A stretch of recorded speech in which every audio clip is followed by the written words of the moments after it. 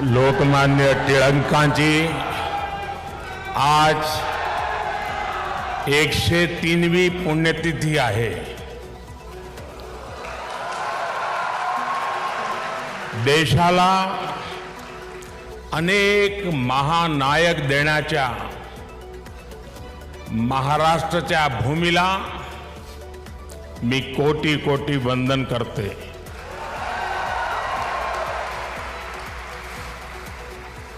कार्यक्रम में उपस्थित आदरणीय श्री शरद पवार जी, राज्यपाल श्रीमान रमेश बैस जी, महाराष्ट्र के मुख्यमंत्री श्रीमान एकनाथ शिंदे जी, उप मुख्यमंत्री श्रीमान देवेंद्र फडणवीस जी, उप मुख्यमंत्री श्रीमान अजीत पवार जी, ट्रस्ट के अध्यक्ष श्रीमान दीपक तिलक जी, पूर्व मुख्यमंत्री मेरे मित्र श्रीमान सुशील कुमार शिंदे जी, तिलक परिवार के सभी सम्मानित सदस्यगण एवं उपस्थित भाई और बहनों, आज का ये दिन मेरे लिए बहुत अहम है. मैं यहां आकर जितना उत्साहित हूं उतना ही भावुक भी हूं. आज हम सब के आदर्श और भारत के गौरव बाल गंगाधर तिलक जी की पुण्यतिथि है. साथ ही आज अन्ना भाऊ साठे जी की जन्म जयंती भी है. लोकमान्य तिलक जी तो हमारे स्वतंत्रता इतिहास के माथे के तिलक है.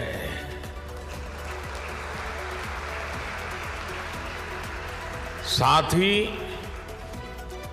अन्ना भाऊ ने भी समाज सुधार के लिए जो योगदान दिया वह अप्रतिम है, असाधारण है. मैं इन दोनों ही महापुरुषों के चरणों में श्रद्धापूर्वक नमन करता हूं.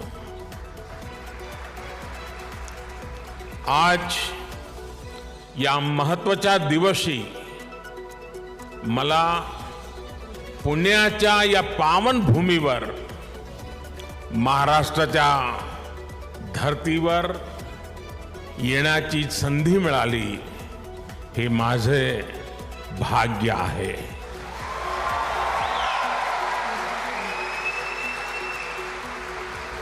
ये पुण्यभूमि छत्रपति शिवाजी महाराज की धरती है. ये चाफेकर बंधुओं की पवित्र धरती है. इस धरती से ज्योतिबा फुले, सावित्रीबाई फुले की प्रेरणाएं और आदर्श जुड़े हैं. अभी कुछ ही देर पहले मैंने दगड़ू सेठ मंदिर में गणपति जी का आशीर्वाद भी लिया. ये भी पुणे जिले के इतिहास का बड़ा दिलचस्प पहलू है. दगड़ू सेठ पहले व्यक्ति थे जो तिलक जी के आह्वान पर गणेश प्रतिमा की सार्वजनिक स्थापना में शामिल हुए थे. मैं इस धरती को प्रणाम करते हुए इन सभी महान विभूतियों को श्रद्धापूर्वक नमन करता हूं. साथियों, आज पुणे में आप सबके बीच मुझे जो सम्मान मिला है ये मेरे जीवन का एक अविस्मरणीय अनुभव है. जो जगह, जो संस्था सीधे तिलक जी से जुड़ी रही हो उसके द्वारा लोकमान्य तिलक नेशनल अवार्ड मिलना मेरे लिए सौभाग्य की बात है। मैं इस सम्मान के लिए हिंद स्वराज संघ का और आप सभी का पूरी विनम्रता के साथ हृदय से आभार व्यक्त करता हूं। और मैं ये भी कहना चाहूंगा, अगर ऊपर ऊपर से थोड़ा नजर करें तो हमारे देश में काशी और पुणे दोनों की एक विशेष पहचान है। विद्वत्ता यहां पर चिरंजीव है, अमरत्व को प्राप्त हुई है।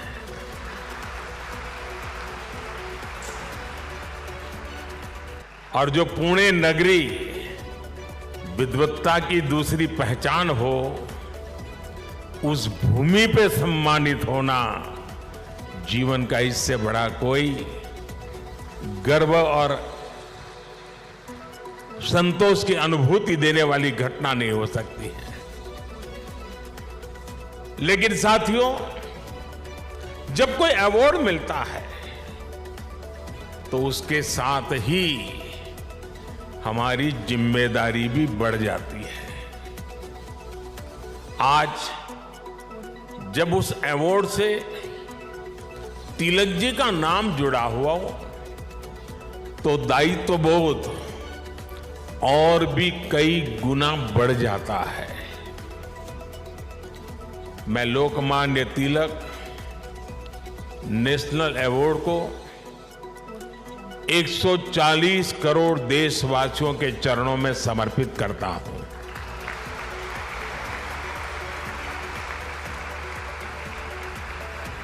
मैं देशवासियों को विश्वास भी दिलाता हूं कि उनकी सेवा में, उनकी आशाओं अपेक्षाओं की पूर्ति में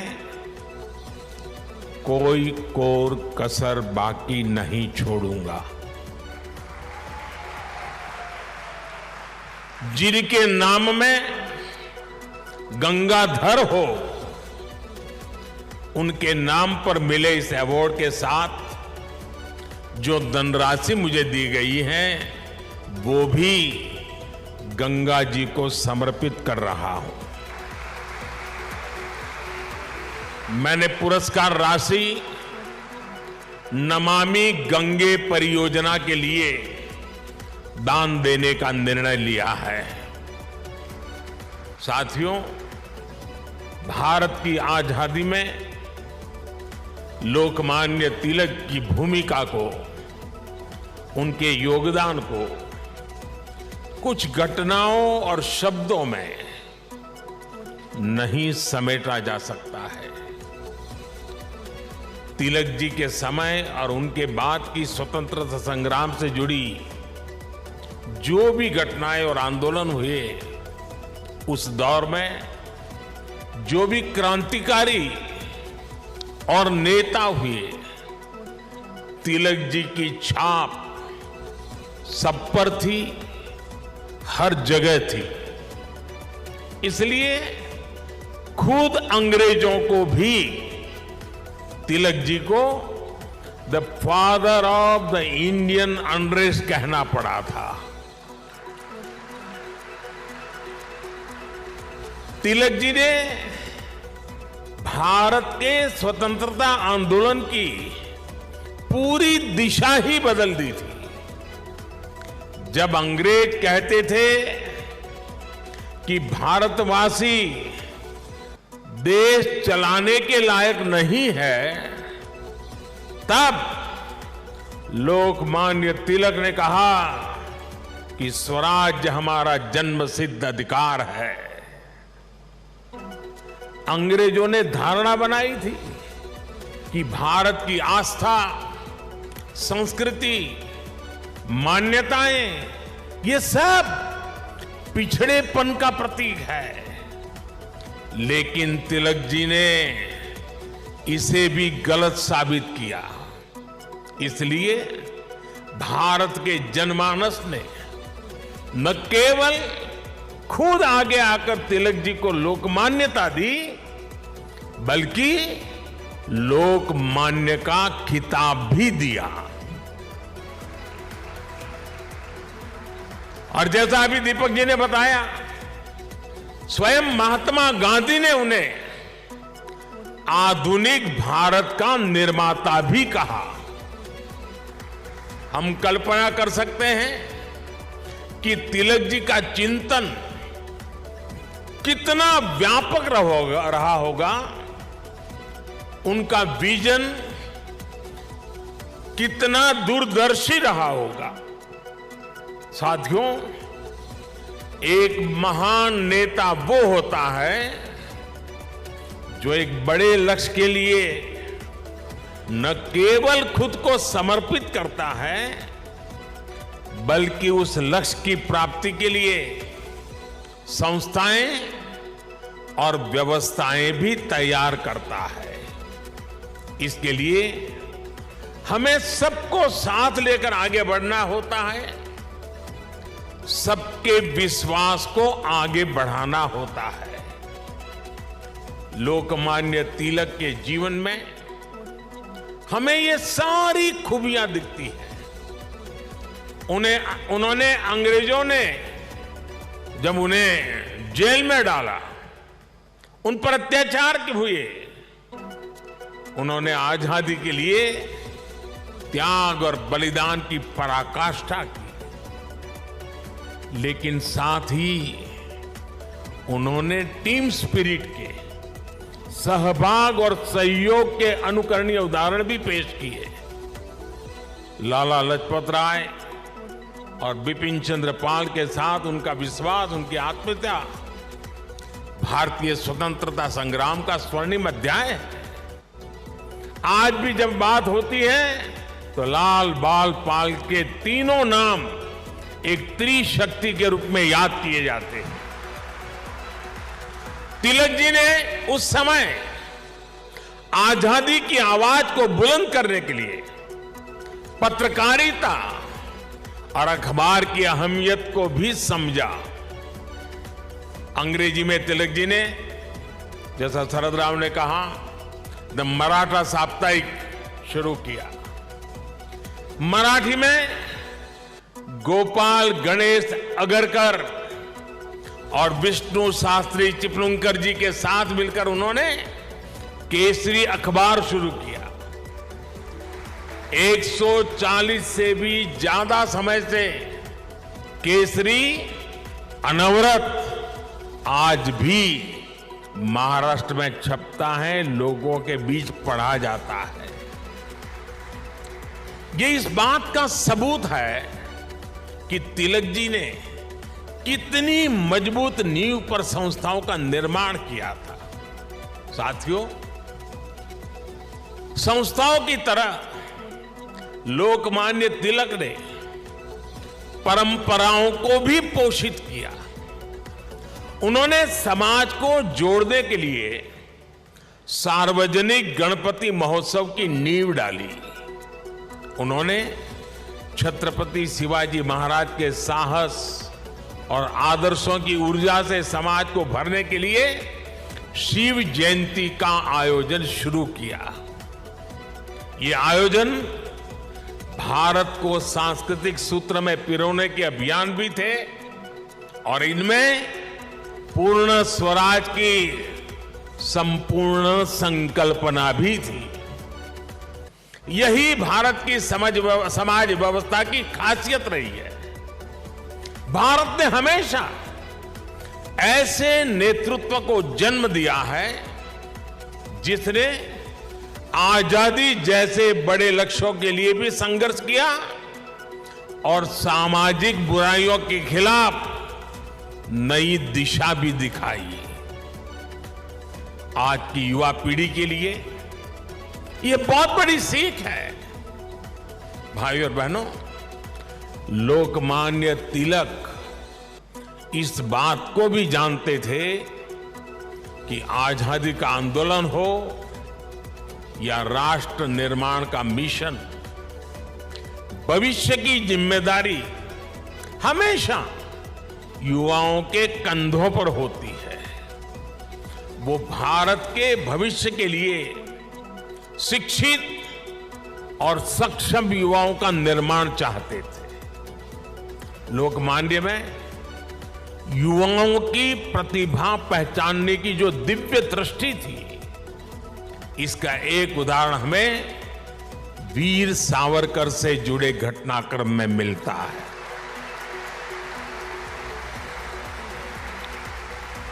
उस समय सावरकर जी युवा थे। तिलक जी ने उनकी क्षमता को पहचाना। वो चाहते थे कि सावरकर बाहर जाकर अच्छी पढ़ाई करें और वापस आकर आजादी के लिए काम करें। ब्रिटेन में श्यामजी कृष्ण वर्मा ऐसे ही युवाओं को अवसर देने के लिए 2 स्कॉलरशिप चलाते थे। एक स्कॉलरशिप का नाम था छत्रपति शिवाजी स्कॉलरशिप और दूसरी स्कॉलरशिप का नाम था महाराणा प्रताप स्कॉलरशिप। वीर सावरकर के लिए तिलक जी ने श्यामजी कृष्ण वर्मा से सिफारिश की थी। इसका लाभ लेकर वो लंदन में बैरिस्टर बन सके। ऐसे कितने ही युवाओं को तिलक जी ने तैयार किया। पुणे में new English school, Deccan education society और फर्ग्यूसन कॉलेज जैसे संस्थानों, उसकी स्थापना उनके इसी विजन का हिस्सा है। इन संस्थाओं से ऐसे कितने ही युवा निकले जिन्होंने तिलक जी के मिशन को आगे बढ़ाया, राष्ट्र निर्माण में अपनी भूमिका निभाई। व्यवस्था निर्माण से संस्था निर्माण, संस्था निर्माण से व्यक्ति निर्माण और व्यक्ति निर्माण से राष्ट्र निर्माण।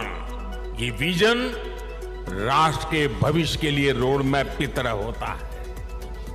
इसी रोड मैप को आज देश प्रभावी ढंग से फॉलो कर रहा है। साथियों, वैसे तो तिलक जी पूरे भारत के लोकमान्य नेता है, लेकिन जैसे पुणे और महाराष्ट्र के लोगों के लिए उनका एक अलग स्थान है, वैसा ही रिश्ता गुजरात के लोगों का भी उनके साथ है। मैं आज इस विशेष अवसर पर मैं उन बातों को भी याद कर रहा हूं। स्वतंत्रता संग्राम के समय वो करीब 1.5 महीने अहमदाबाद साबरमती जेल में रहे थे। इसके बाद 1916 में तिलक जी अहमदाबाद आए और आपको जानकर के खुशी होगी, उस समय जब अंग्रेजों की पूरी तरह जुल्म चलते थे, अहमदाबाद में तिलक जी के स्वागत में और उनको सुनने के लिए उस जमाने में 40,000 से ज्यादा लोग उनका स्वागत करने के लिए आए थे। और खुशी की बात यह है कि उनको सुनने के लिए उस समय ऑडियंस में सरदार वल्लभ भाई पटेल भी थे। उनके भाषण ने सरदार साहब के मन में एक अलग ही छाप छोड़ी। बाद में सरदार पटेल अहमदाबाद नगर पालिका के प्रेसिडेंट बने, म्युनिसिपैलिटी के प्रेसिडेंट बने। और आप देखिए उस समय के व्यक्तित्व की सोच कैसी होती। उन्होंने अहमदाबाद में तिलक जी की मूर्ति लगाने का फैसला किया। और सिर्फ मूर्ति लगाने का फैसला किया नहीं, उनके निर्णय में भी सरदार साहब की लौह पुरुष की पहचान मिलती है। सरदार साहब ने जो जगह चुनी वो जगह थी विक्टोरिया गार्डन। अंग्रेजों ने रानी विक्टोरिया की हीरक जयंती मनाने के लिए अहमदाबाद में 1897 में 1897 में विक्टोरिया गार्डन का निर्माण किया था। यानी ब्रिटिश महारानी के नाम पर बने पार्क में उनकी छाती पर सरदार पटेल ने इतने बड़े क्रांतिकारी लोकमान्य तिलक की मूर्ति लगाने का फैसला कर लिया।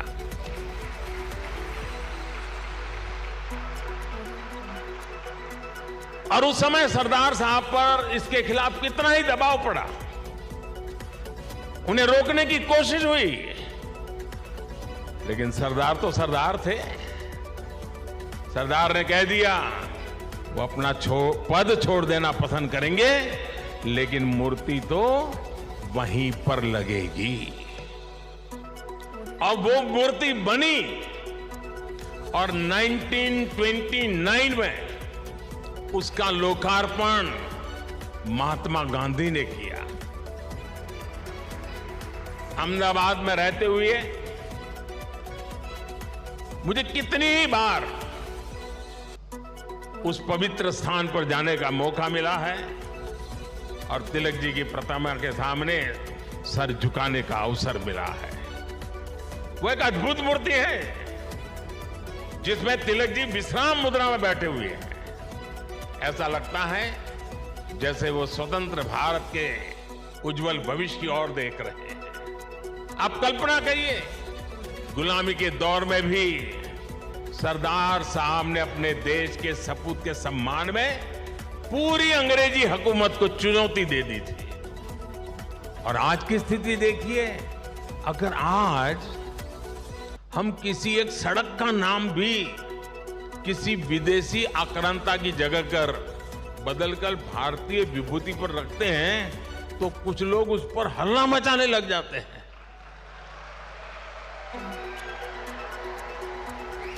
उनकी नींद खराब हो जाती है। साथियों, ऐसा कितना ही कुछ है जो हम लोकमान्य तिलक के जीवन से सीख सकते हैं। लोकमान्य तिलक गीता में निष्ठा रखने वाले व्यक्ति थे। वो गीता के कर्मयोग को जीने वाले व्यक्ति थे।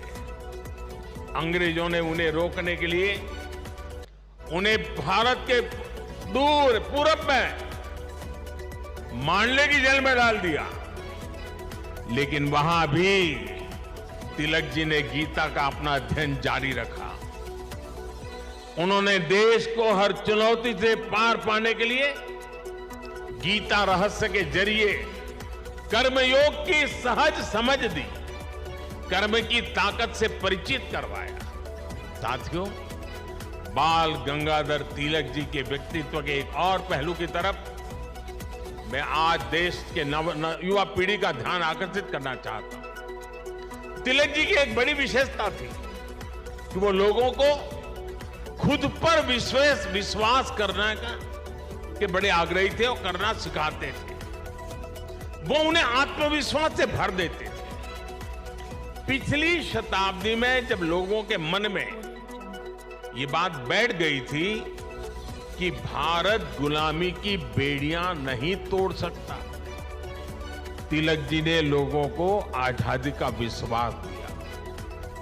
उन्हें हमारे इतिहास पर विश्वास था, उन्हें हमारी संस्कृति पर विश्वास था, उन्हें अपने लोगों पर विश्वास था, उन्हें हमारे श्रमिकों उद्यमियों पर विश्वास था, उन्हें भारत के सामर्थ्य पर विश्वास था।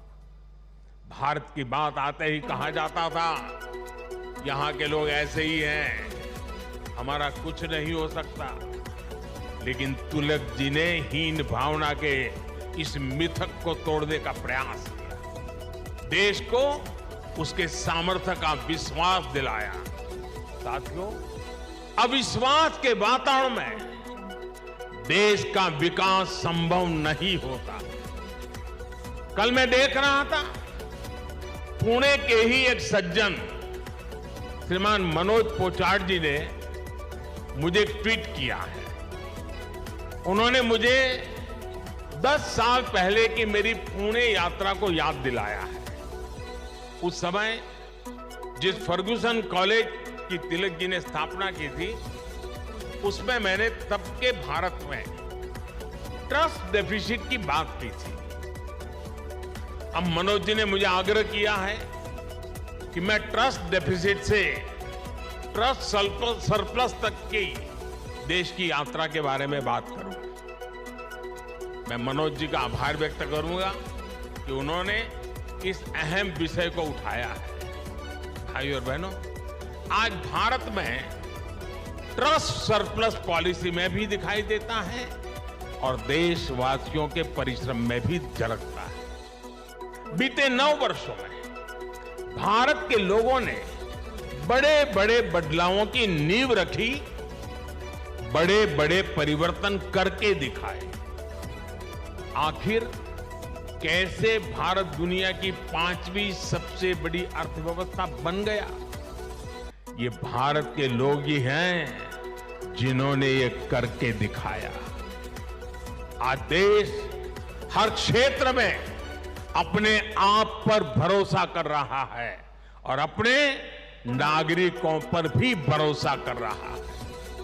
कोरोना के संकट काल में भारत ने अपने वैज्ञानिकों पर विश्वास किया और उन्होंने मेड इन इंडिया वैक्सीन बनाकर दिखाई और पुणे ने भी उसमें बड़ी भूमिका निभाई। हम आत्मनिर्भर भारत की बात कर रहे हैं क्योंकि हमें विश्वास है कि भारत ये कर सकता है। हम देश के आम आदमी को बिना गारंटी का मुद्रा लोन दे रहे हैं क्योंकि हमें उसकी ईमानदारी पर, उसकी कर्तव्य शक्ति पर विश्वास है। पहले छोटे छोटे कामों के लिए आम लोगों को परेशान होना पड़ता था। आज ज्यादातर काम मोबाइल पर एक क्लिक पर हो रहे हैं। कागजों को अटैच करने के लिए आपके अपने हस्ताक्षर पर भी आज सरकार विश्वास कर रही है। इससे देश में एक अलग माहौल बन रहा है, एक सकारात्मक वातावरण तैयार हो रहा है और हम देख रहे हैं कि विश्वास से भरे हुए देश के लोग देश के विकास के लिए कैसे खुद आगे बढ़कर काम कर रहे हैं। स्वच्छ भारत आंदोलन को इस जन विश्वास ने ही जन आंदोलन में बदला। बेटी बचाओ बेटी पढ़ाओ अभियान को इस जन विश्वास ने ही जन आंदोलन में बदला। लाल किले से मेरी एक पुकार पर कि जो सक्षम है उन्हें गैस सब्सिडी छोड़नी चाहिए, लाखों लोगों ने गैस सब्सिडी छोड़ दी थी। कुछ समय पहले ही कई देशों का एक सर्वे हुआ था। इस सर्वे में सामने आया कि जिस देश के नागरिकों को अपनी सरकार में सबसे ज्यादा विश्वास है, उस सर्वे ने बताया उस देश का नाम भारत है। ये बदलता हुआ जनमानस, ये बढ़ता हुआ जनविश्वास भारत के जन जन की प्रगति का माध्यम बन रहा है। साथियों, आज आजादी के 75 वर्ष बाद देश अपने अमृतकाल को कर्तव्य काल के रूप में देख रहा है। हम देशवासी अपने अपने स्तर से देश के सपनों और संकल्पों को ध्यान में रखकर काम कर रहे हैं। इसलिए आज विश्व भी भारत में भविष्य देख रहा है। हमारे प्रयास आज पूरी मानवता के लिए एक आश्वासन बन रहे हैं। मैं मानता हूं कि लोकमान्य आज जहां भी उनकी आत्मा होगी वो हमें देख रहे हैं, हम पर अपना आशीर्वाद बरसा रहे हैं। उनके आशीर्वाद से, उनके विचारों की ताकत से हम एक सशक्त और समृद्ध भारत के अपने सपने को जरूर साकार करेंगे। मुझे विश्वास है हिंद स्वराज संघ तिलक के आदर्शों से जन जन को जोड़ने में इसी प्रकार आगे आकर के अहम भूमिका निभाता रहेगा। मैं एक बार फिर इस सम्मान के लिए आप सभी का आभार प्रकट करता हूं। इस धरती को प्रणाम करते हुए, इस विचार को आगे बढ़ाने में जुड़े हुए सबको प्रणाम करते हुए मैं मेरी वाणी को विराम देता हूं। आप सबका बहुत बहुत धन्यवाद।